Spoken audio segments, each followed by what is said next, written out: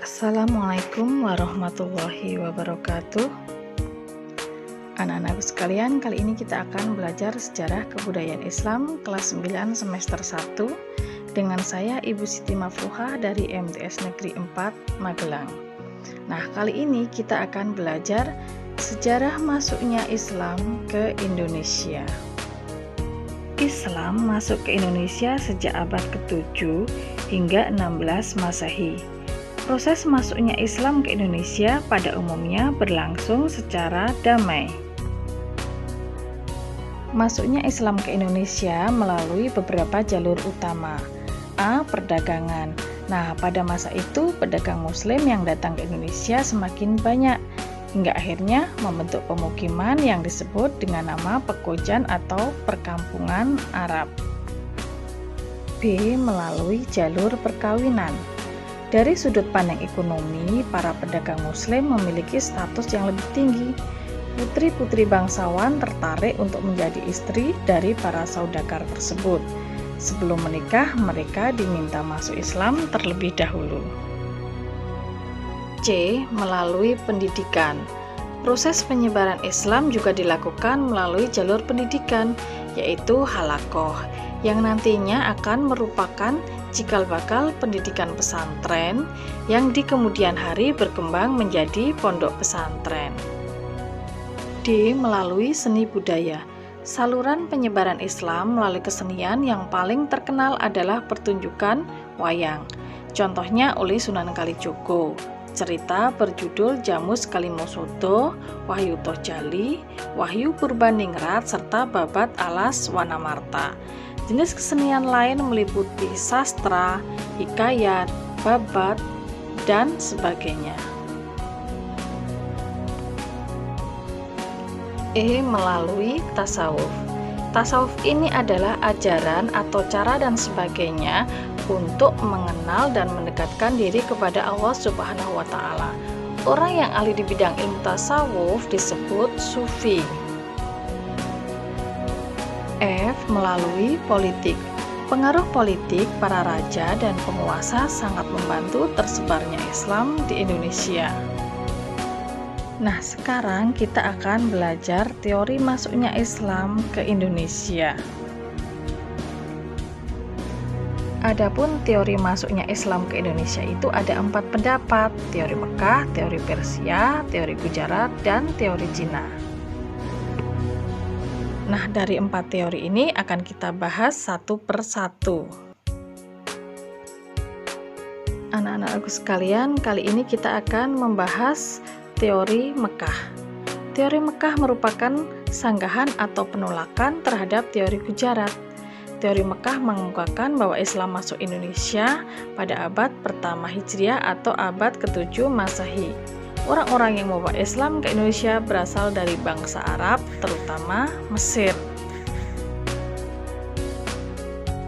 Nah, teori Mekah ini didasarkan pada berikut. 1. Di pantai barat Sumatera sudah terdapat perkampungan Arab atau Islam. 2. Kerajaan Samudra Pasai menganut mazhab Syafi'i, sementara Gujarat atau India adalah penganut mazhab Hanafi. Yang ketiga, raja-raja Samudra Pasai menggunakan gelar Al-Malik, di mana gelar itu berasal dari Mesir. Nah, berikutnya adalah teori Persia. Teori Persia berpendapat bahwa Islam itu masuk ke Indonesia pada abad ke-15 dibawa oleh bangsa Persia, sekarang menjadi negara Iran. Teori Persia ini didasarkan pada 1. Peringatan 10 Muharram atau hari Asyura, yaitu memperingati meninggalnya Husain bin Ali cucu Nabi Muhammad SAW oleh kaum Syiah atau Islam Iran. 2. Kesamaan ajaran tasawuf yang dianut Syekh Siti Jenar dengan seorang sufi dari Iran yaitu Al-Halaj. 3. Penggunaan istilah bahasa Persia dalam sistem mengeja huruf Arab. Untuk teori ketiga adalah teori Gujarat. Teori ini mengemukakan bahwa Islam masuk ke Indonesia itu pada abad ke-13 Masehi. Bangsa Gujarat dari India diyakini sebagai pihak yang membawa Islam ke Indonesia. Teori ini didasarkan satu, kurangnya fakta yang menjelaskan peranan bangsa Arab dalam penyebaran agama Islam di Indonesia.